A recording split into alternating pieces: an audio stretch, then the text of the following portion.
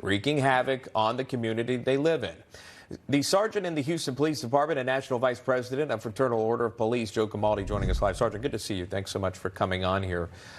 Talk about this. We've seen America's crime surge out of control, murder rates going up in various cities, crime going up in various cities. Now there's this whole new initiative there in Texas. Talk about that, kind of give the viewers an understanding of how this is different and more advantageous, if you will. Yeah, well, I think what you're seeing in Houston is taking an innovative approach to try to combat this violent crime. And basically, by circumventing the local system and taking these trials federal, we can actually hammer these criminals, because we know the local system is just a complete revolving door where they get right back out. I mean, the county judge in Houston, Harris County, is a complete disaster. Under her leadership, or lack thereof, murders are up 65%. She's continued to support bail reform, which has led to 182 people being murdered by suspects who were already out on multiple felony bonds. In addition, she supported not allowing rollover funding for law enforcement, which is tantamount to defunding the police. So at a time when crime is through the roof, she's actually going to have less police officers on the street, exacerbating the violent crime problem and just making things act worse. And you know, what's funny is she won't even debate her record with the person that's running against her in November because it's so bad. I mean, these people make me sick. They are imposing their idiotic ideology on everyone, and it's costing people their lives. So in Houston, it's not just a random perpetrator. You actually have a strong and difficult gang problem. Is that correct?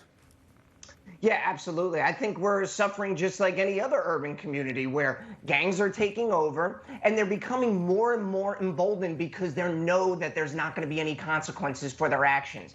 They know they're going to get a PR bond, which is like a pinky promise to just show up to court. They know that they're going to get cut a sweetheart deal by some rogue DA in these urban communities, and they're going to be right back out. I mean, this isn't rocket science. When people know that there's not going to be any consequences for their actions, they're going to go out to do it again. And what's worse, they're actually going to escalate that violence because they weren't taught a lesson the first time. And that's what's led to, 16 American cities having their highest murder rate in recorded history last year, and us as a nation having our highest recorded murder rate in 30 years. This is not sustainable, and it has to stop. I believe one of the systems you're using, or the plan, is the NIBN system, a database that holds information about guns and ballistics from previous crimes. How is that going to help?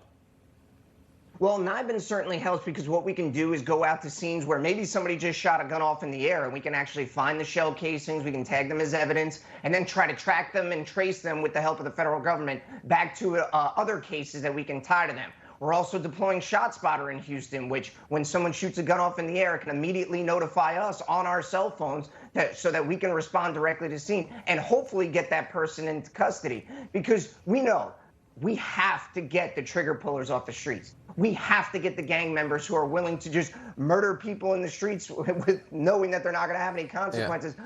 We have to catch them, and hopefully by taking some of these cases federal, we'll actually be able to throw them in jail. So, Joe, but how does that work? How do you go around the city DA in order to get federal prosecutors involved?